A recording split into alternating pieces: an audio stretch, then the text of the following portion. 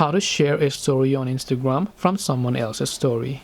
Hey everybody, welcome back to our channel. In this video we're going to learn how we can share a story on Instagram from someone else's story, so make sure to watch the video till the end. So if you'd like to share a story from Instagram from someone else's story, there are two types of scenarios.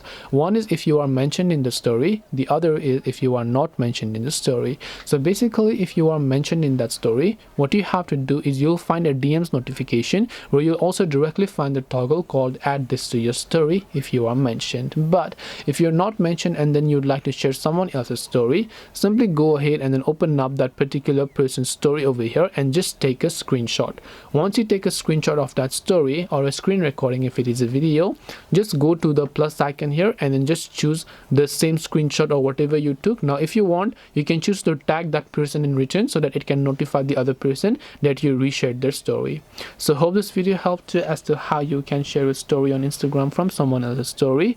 If you have any questions, feel free to leave them down below. Thank you for watching till the end of this tutorial, and see you soon in our next video.